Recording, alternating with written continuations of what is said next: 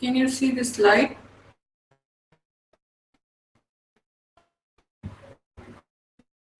Am I audible? Yes, madam.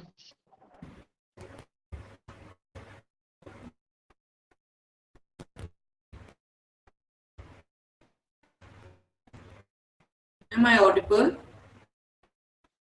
Yes, madam. And you can see the slide? Yes. Let's start.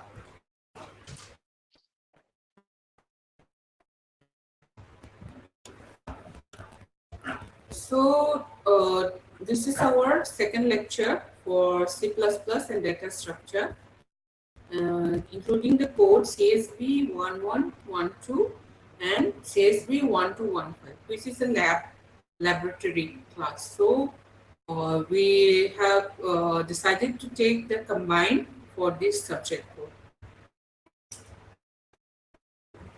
For today's class content, we'll be covering Block 1, Unit 4, and for Block 2, Unit 5, 6, and 7.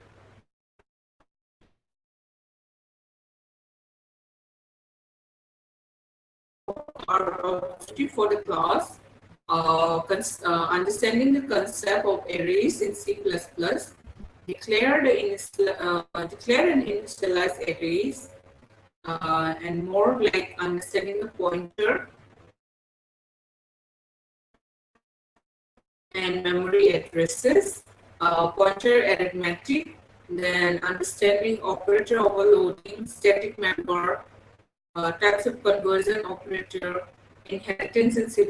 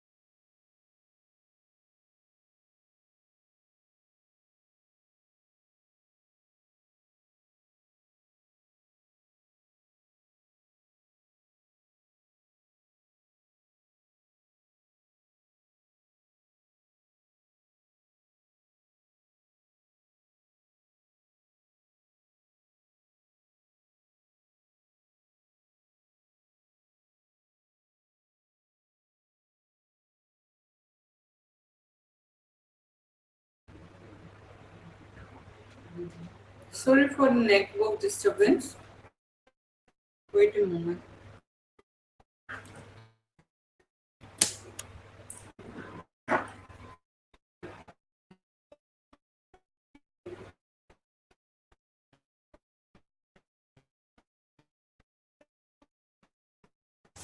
So what we were discussing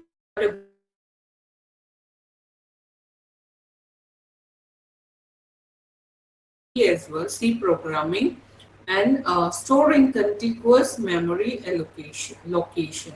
So arrays allow storing multiple values in a single variable, right?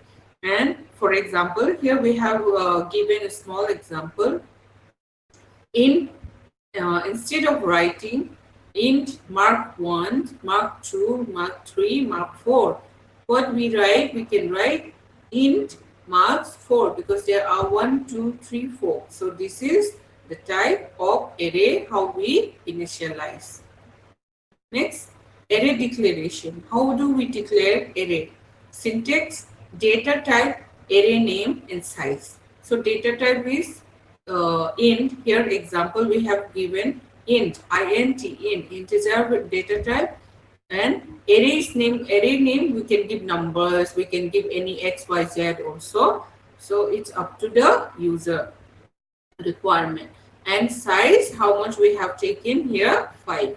So this is how the syntax of array declaration look like. This creates an array that can store 5 integers. So this size 5 means it can create an array that can store 5 integer value. So memory layout diagram. How does it look when suppose we are inserting any integer value, 10, 20, 30, 40, 50, but here we have 5 integer value we have given size. So array index will always start, remember that it will always start from 0 index. 0, 1, 2, 3, 4. That means 5 size till 40. It will take how many?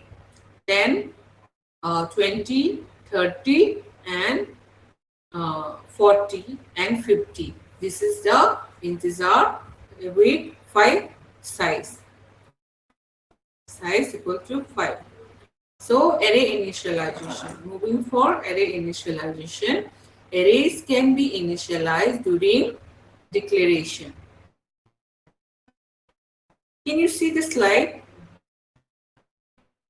Yes, madam. Chittu, हाँ. Slide दिख रहा है ना? हाँ. बस यहाँ पे error आ रहा है, स्लाइड नहीं शेयर हुआ.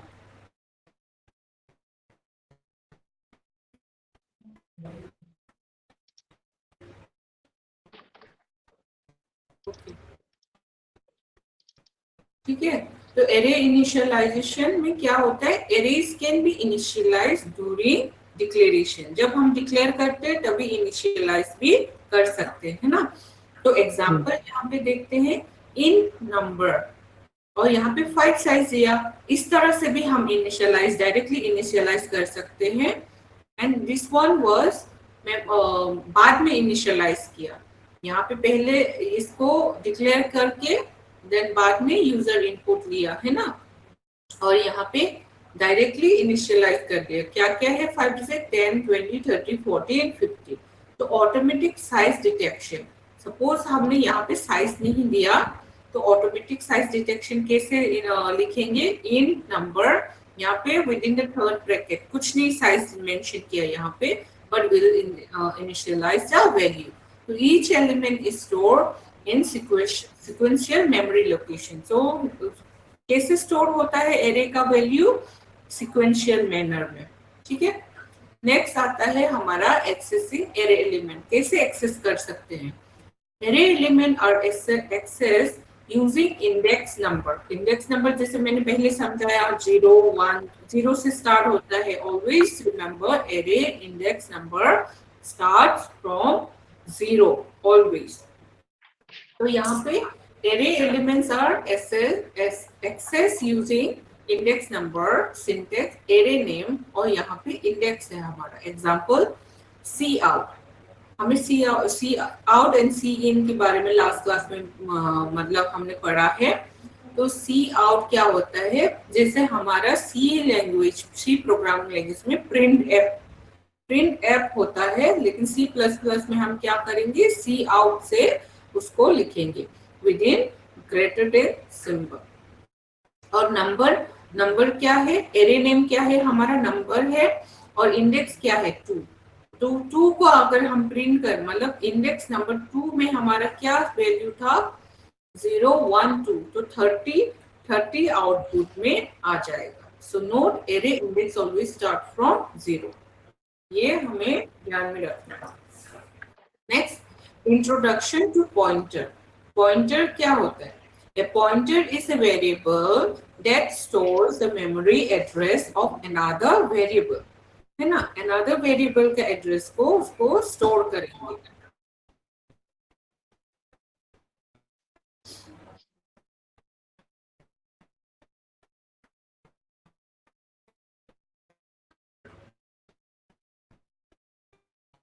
तो pointer are used,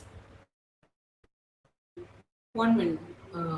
Pointer are used for dynamic memory management. किस के लिए यूज होता है pointer? Dynamic memory management, efficient data manipulation के लिए, and passing argument to function. ठीक है. इन 3 चीजों के लिए पॉइंटर यूज होता है. एग्जाम्पल पॉइंटर कैसे डिफाइन होगा, यहाँ पे इंट एक्स, एक्स का वैल्यू कितना लिखा हमने 10, इंट स्टार पी मतलब ये पॉइंटर हो गया, स्टार ये क्या बोलते हैं, ये एस्ट्रिक सिंबल ना, स्टार पी सेमीकोलन, और पी क्या है, एन एक्स, एन एक्स मतलब ये एड्रेस लोकेशन को बताएंगे। So here P stores the address of x, तो यहाँ पे n%, x मतलब उसका एड्रेस, x का address. Next pointer declaration, is it the slide is visible? Yes madam. ठीक है, तो पॉइंटर डिक्लेरेशन क्या है, यहाँ पे हम थोड़ा एग्जांपल से देखेंगे। सिंटेक्स कैसा होता है, data type asterisk symbol pointer name, हम कुछ भी पॉइंटर नेम दे सकते हैं यहाँ पे, और एग्जांपल है इसका इंट, इंट मतलब इंटीजर, और एस्ट्रिक ptr, हम इस तरह से भी लिख सकते हैं, p भी लिख सकते हैं, कुछ भी पॉइंटर नेम हमारे हिसाब से लिख सकते हैं, लेकिन p is written because to easily identify। तो p asterisk symbol ptr pointer semicolon float, float जैसे यहाँ पे एस्ट्रिक सिंबल fptr, और कैर को हमने एस्ट्रिक सिंबल cptr करके यहाँ पे डिक्लेयर किया है। नेक्स्ट पॉइंटर एरिथमेटिक क्या होता है, pointer arithmetic allows moving through memory location, so इसका moving through memory location, so operations allow, operations allow यहाँ पे क्या क्या पॉइंटर एरिथमेटिक में, इंक्रीमेंट, डिक्रीमेंट और एडिशन, सब्सट्रैक्शन, ये ऑपरेशंस है जो पॉइंटर एरिथमेटिक बोला जाता है। और इसका जैसे मान लो एग्जांपल हमने यहाँ पे लिखा है ptr plus plus, plus plus मतलब हमारा क्या होगा, इंक्रीमेंट, इंक्रीमेंट को डिक्लेयर कर रहे हैं। अगर डिक्रीमेंट होगा तो माइनस माइनस, एडिशन होगा सो प्लस, है ना, subtraction is minus, moves pointer to next memory location, यहाँ पॉइंटर प्लस प्लस का मतलब नेक्स्ट एड्रेस को, नेक्स्ट मेमोरी लोकेशन को मतलब इंक्रीमेंट कर रहे हैं। Pointer indirection, pointer indirection क्या होता है, the indirection operation asterisk, indirection operation में क्या होगा, एस्ट्रिक सिंबल को इनडायरेक्शन ऑपरेशन बोलते हैं, ठीक है, is used to access the value store at the address, address में स्टोर को किया हुआ एड्रेस को क्या होता है, यूज टू एक्सेस, एक्सेस करने के लिए यूज होता है। Example int x equal to 5, अगर ये हमारा वेरिएबल है, then int asterisk symbol p equal to n% x, तो cout less than asterisk p, क्या आउटपुट होगा 5, यहाँ पे किसका एड्रेस को पॉइंट कर रहे हैं, x का, x क्या है हमारा 5, x इक्वल टू 5 है तो 5 ही आउटपुट आएगा। Here asterisk p means value stored at address p। यहाँ तक समझ में आया चिट्टू? हाँ मैडम। कोई डाउट नहीं है ना? नहीं डाउट नहीं है, लेकिन यहाँ पे सी आउट जो है वो मतलब वो प्रिंट एफ की जगह पे सी आउट हो गया ना, हाँ, जैसे कि सी प्लस प्लस में सी आउट लिखते हैं हम, और ये जो सिंबल है ना, ये ग्रेटर देन लेस देन जो भी सिंबल है, ये डबल लिखना पड़ेगा, हमेशा याद रखना है ना। अच्छा, और स्कैन एप की जगह पे क्या होगा, सी इन, तुम लास्ट क्लास मिस कर दिया ना तो समझ में नहीं आएगा। हाँ तो हाँ थोड़ा देख लेना, यूनिट 1 यूनिट 2 देख लेना, उसमें बेसिक लिखा हुआ है, मैंने एग्जांपल और स्लाइड्स भी अपलोड हो गया होगा तो वो देख लेना, ठीक है। तो इसमें पॉइंटर एस्ट्रिक पी मतलब समझ में आ गया ना, इसमें पॉइंटर इन डायरेक्शन का। हाँ ठीक है, तो नेक्स्ट होता है हमारा एरेज एंड पॉइंटर रिलेशनशिप, इन दोनों का रिलेशनशिप के बारे में हम बताएंगे कैसा है। तो इन C++ arrays name itself acts like a pointer, ठीक है। इन ARR यहाँ पे हमने कैसे डिक्लेरेशन करेंगे वो तो पता ही है, ARR मींस एरे का, और साइज है यहाँ पे 3, तो हमने वैल्यू इनिशियलाइज किया 10, 20, 30 और सी आउट AAR 0 इंडेक्स, मतलब यहाँ पे साइज लिख दिया, 0 इंडेक्स का साइज लिख दिया। सी आउट एस्ट्रिक सिंबल AAR +1 मतलब इंक्रीमेंट +1 होगा। तो कौन सा होगा, AA 0 मतलब 0 जो है वो कौन सा वैल्यू है हमारा इंडेक्स 0 में 10 वैल्यू है ना, 10 वैल्यू है तो 10 आउटपुट आ गया। अब यहाँ पे +1 इंक्रीमेंट है, सी आउट में एस्ट्रिक सिंबल, यहाँ पे पॉइंटर का रिलेशनशिप में देखो, पॉइंटर में एस्ट्रिक सिंबल एरे +1 मतलब AA 0 का +1 होगा, तो क्या आ जाएगा 20। हाँ समझ में आया ना, तो इस तरह से आउटपुट आएगा। नेक्स्ट हम जाते हैं application of array and pointer. Array application of array and pointer में क्या है, arrays and pointer are use in, कहाँ यूज होता है, सॉर्टिंग एल्गोरिदम। इस सॉर्टिंग एल्गोरिदम में क्या क्या आता है हमारा, searching algorithm, dynamic memory allocation, passing arrays to function, implementation data structure. Example यहाँ पे वॉइड, डिस्प्ले, इंट, कैसे देखो एरेज एंड पॉइंटर में यहाँ पे एस्ट्रिक सिंबल एरे है, इन साइज लिख देंगे। तो इस तरह से एग्जांपल मैंने यहाँ पे एक दिया है सिमिलर टू यहाँ पे तो पूरा एग्जांपल रन करके बताया, ड्राई रन करके, यहाँ पे इस तरह से होगा सॉर्टिंग करने के लिए, सिमिलर है। नेक्स्ट यूनिट 5 में जाते हैं। यूनिट 5 में इंट्रोडक्शन टू क्लासेस।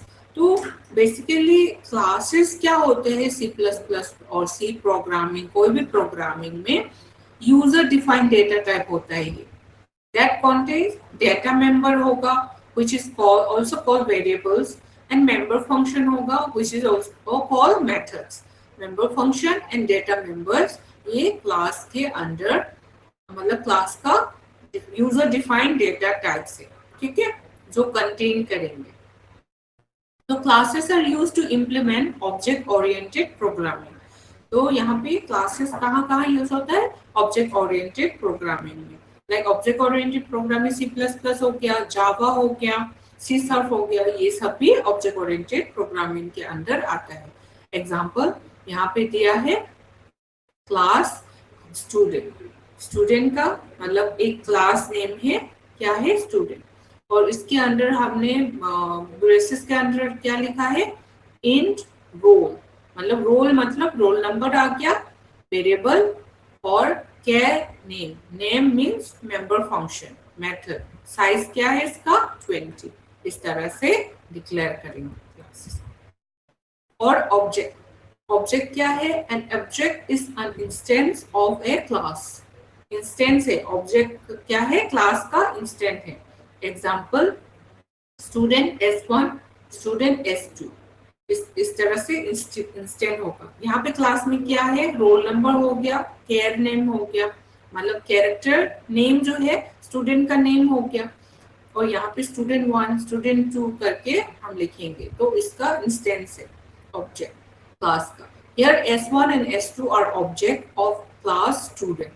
तो यहाँ पे देखो क्लास हमने क्या लिखा था, स्टूडेंट लिया, नेम, और ऑब्जेक्ट क्या है यहाँ पे 1, S1, S2, S3, इस तरह से यहाँ पे है ना मेथड फंक्शन एंड वेरिएबल ये आ रहा है। मेंबर फंक्शन क्या है, member function define the behaviour of the class, class का बिहेवियर को डिफाइन करता है कौन सा, मेंबर फंक्शन।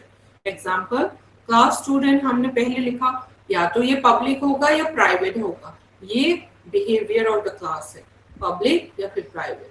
तो वॉइड डिस्प्ले क्या करना है, हमने डिस्प्ले करना है, सी आउट हेलो, हेलो को डिस्प्ले करेंगे और आउटपुट हो जाएगा यहाँ पे hello.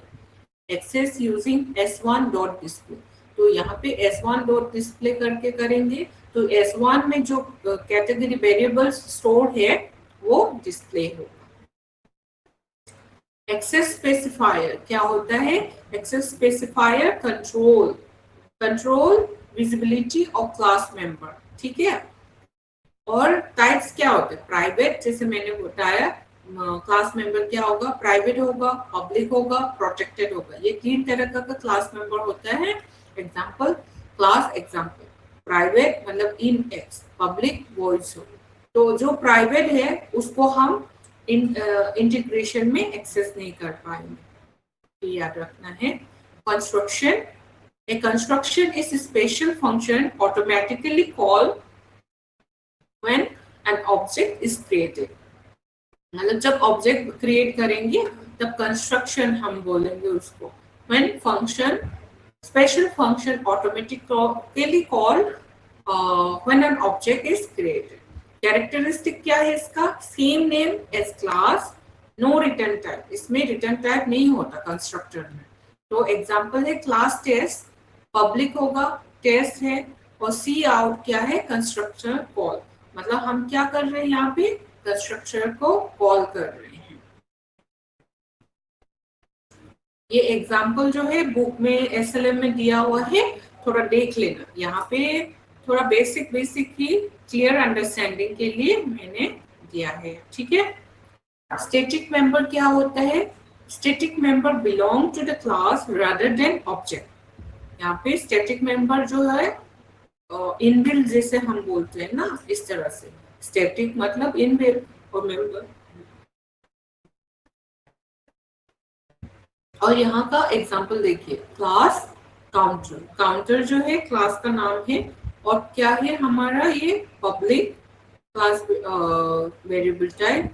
And static int count, static int count, इस तरह से डिक्लेयर मतलब डिफाइन करेंगे एंड इनिशियलाइज मतलब डिक्लेयर करेंगे।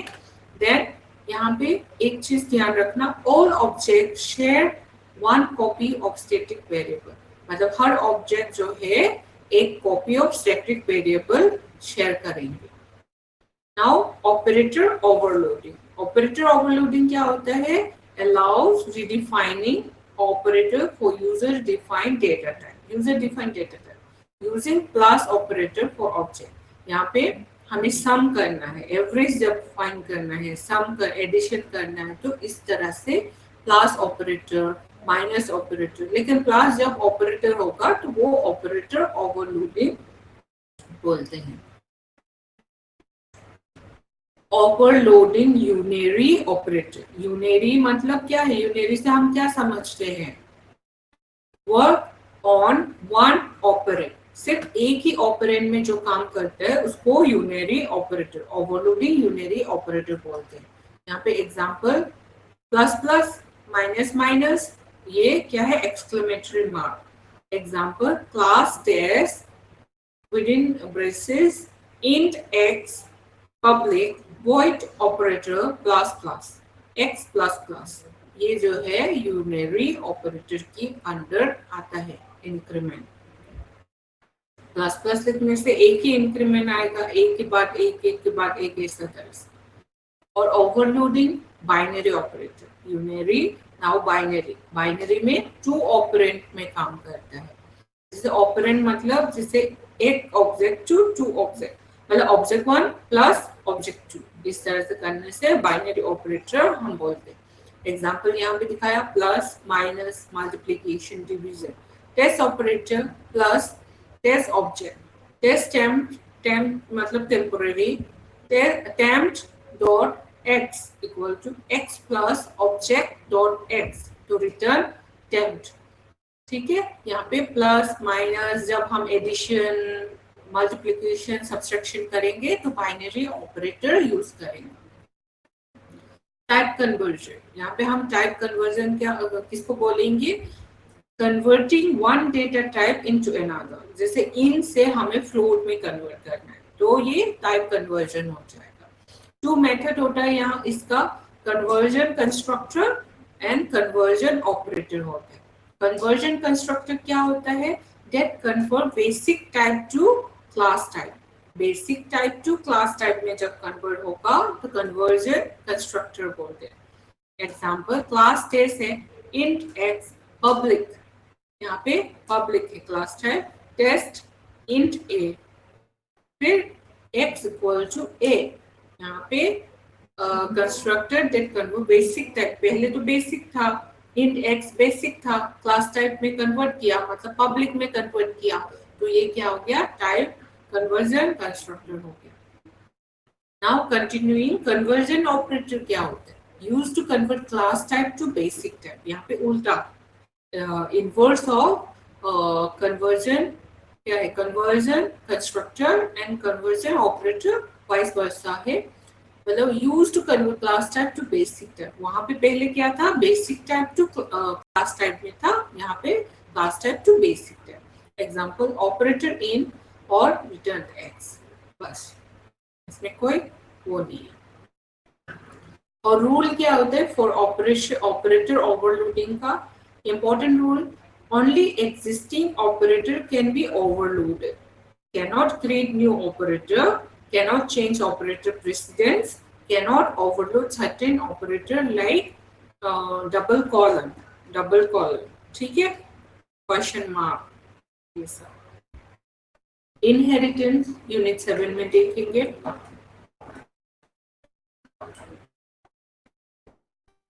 Inheritance allow a new class to inherit properties of an existing class, ठीक है? बेस क्लास हमारा पेरेंट्स होगा और डिराइव क्लास हम क्या बोलते हैं? चाइल्ड क्लास भी बोलते हैं उसको। बेस क्लास को हम पेरेंट्स क्लास भी बोलते हैं। Example class animal public void eat, class dog public animal. तो यहाँ पे क्या समझ में आया? इनहेरिट किया। जैसे हम वेन डायग्राम जैसे बोलते हैं ना, जैसे तुम मान लो कि फादर एंड मदर का जीन आपने एडप्ट किया, इनहेरिट किया, तो क्या कुछ फैक्टर्स कैरेक्टरिस्टिक तो इनहेरिट किया होगा ना, इस तरह से। लेकिन यहाँ पे क्लास क्या है? एनिमल है, जो बेस क्लास है। Animal is like the overall base class. तो डॉग जब हम क्लास बोलते हैं, डॉग क्या एनिमल के अंडर आएगा? डॉग इज एन एनिमल, सो वो उसका क्लास क्या हो जाएगा? चाइल्ड क्लास जो है वो एनिमल, ठीक है? डिराइव क्लास जो है वो एनिमल। पेरेंट क्या है हमारा? एनिमल। और डिराइव क्लास जो है वो डॉग है, ठीक है? चाइल्ड। टाइप ऑफ इनहेरिटेंस में क्या होता है? सिंगल इनहेरिटेंस होता है, मल्टीपल होता है and multi level inheritance. Single inheritance, multiple inheritance and multi level inheritance.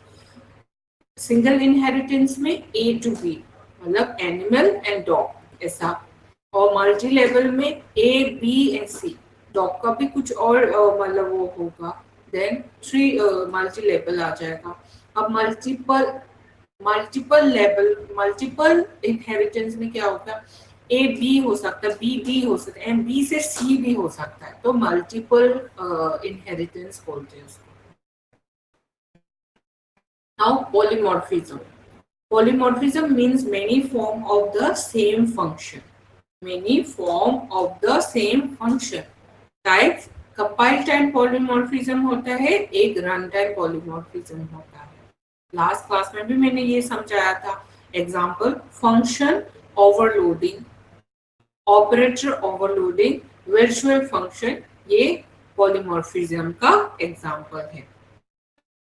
Next, function overloading and function overriding का क्या डिफरेंस है ये थोड़ा जानेंगे। Function overloading allows multiple function with the same name but different parameters. यहाँ पे function overloading क्या होता है? Multiple function with same name, एक ही नाम है लेकिन डिफरेंट पैरामीटर्स। अब फंक्शन ओवरराइडिंग क्या होता है? occurs when derived class redefine base class function। मतलब बेस क्लास का फंक्शन को जब derived class redefine करते हैं, then it is called function overriding।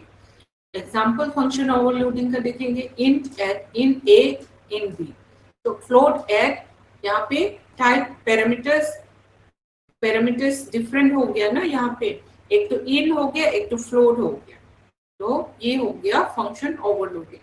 Now function overriding का एग्जांपल देखते हैं। क्लास बेस है, पब्लिक वॉइड शो है, class derive, then public base, then इसको फिर हम पब्लिक में कन्वर्ट करके, पब्लिक में डिस्क्राइब करके वॉइड शो करते हैं, तो ये function overriding. Virtual function and abstract classes का थोड़ा देखेंगे। Virtual function enables run time polymorphism, तो क्या करते हैं ये?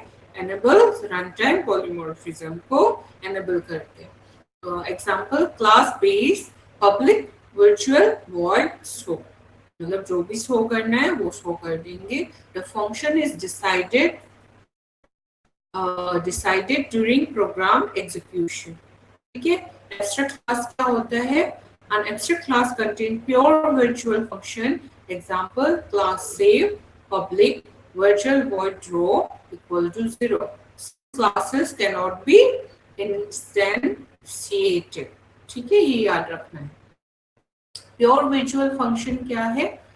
सिंटेक्स कैसा होता है? virtual function name within this one function जब होगा तो ऐसा first bracket close होगा इक्वल टू 0 सेमीकोलन. ये सिंटेक्स है. Use to enforce implementation in derived class. ये डिराइव्ड क्लास में एनफोर्स करेंगे. Example: class save public virtual void draw function है, वर्चुअल फंक्शन है, pure virtual function, then equal to 0. इस तरह से हम सिंटेक्स लिखेंगे. ठीक है. Coming to the conclusion of the class, key points हमने क्या क्या सीखा. Arrays and pointer are fundamental for memory management. Classes and objects support object-oriented programming. Operator overloading improves program readability. Inheritance and polymorphism enables code reuse and flexibility. ये key main point हमने देखा है. And ये कुछ self assessment question है. You solve it from your side. Thank you. कुछ भी doubt हो सब्जेक्ट रिलेटेड तो इस ईमेल आईडी में you can mail. Any doubt Chittu?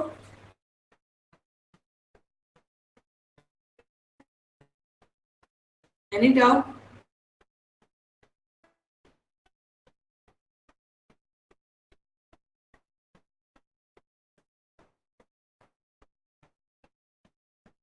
कुछ डाउट है?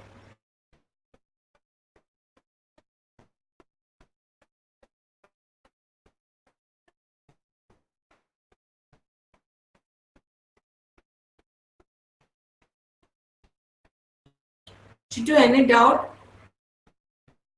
ये अपने आप क्लोज हो गया. नहीं मैडम नहीं, अभी थोड़ा देखना पड़ेगा इसको. पहला दिन का क्लास का है, ये नोट देखना पड़ेगा.